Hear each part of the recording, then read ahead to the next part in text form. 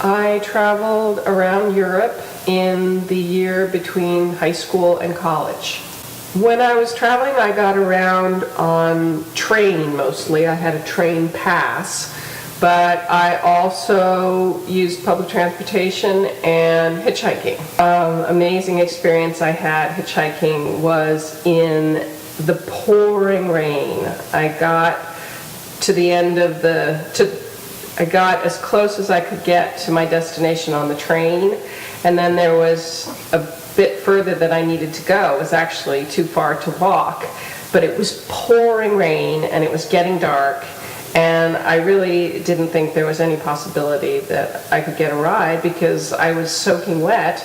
But these really nice young people picked me up, and soaking wet and all, and drove me to my destination.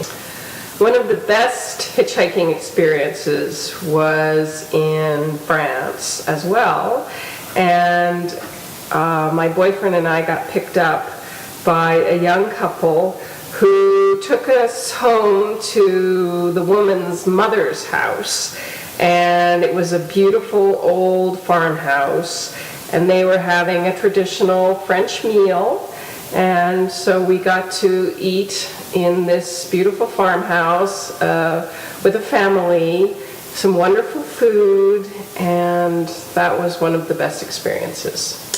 I felt that hitchhiking was in some ways a very good way to get around because you got to meet people, which is one of the best things about traveling, is all of the people you get to meet.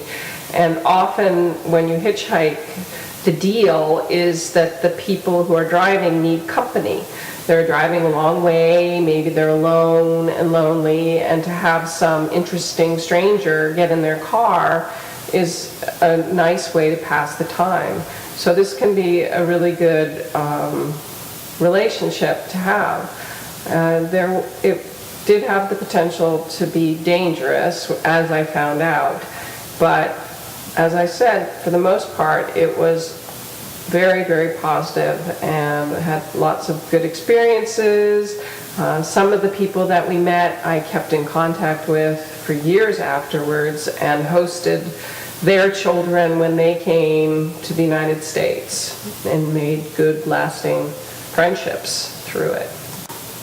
I spent a year in Asia after I graduated from college. I flew to Tokyo, and then I went to Delhi, and then I went up into the Himalayas.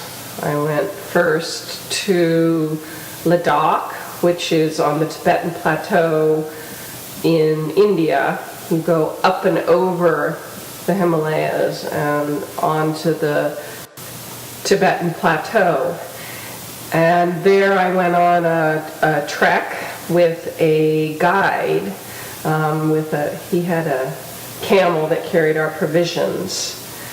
And that was very beautiful, very dry. It's in a rain shadow of the Himalayas, so it's extremely arid, more like Utah or the arid west of the United States than any other place I've ever been.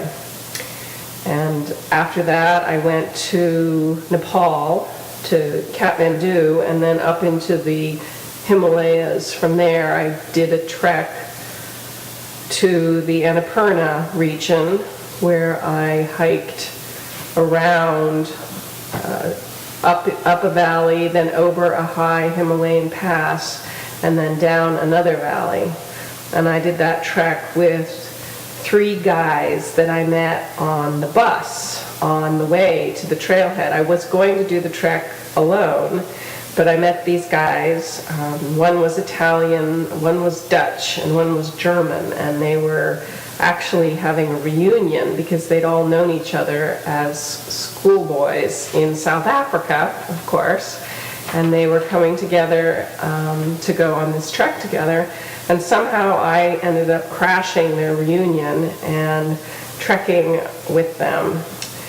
And we had great fun having philosophical debates as we climbed up through the mountains. And after that, I went on my own to the to the Everest region and did a trek up to the base camp of Everest, and also to another valley near Everest. And that trek I did mostly do alone, but what I find is that when you travel alone, you meet people much easier than when you travel with other people, because you're alone, so you're constantly interacting with people rather than just interacting with the group that you're with.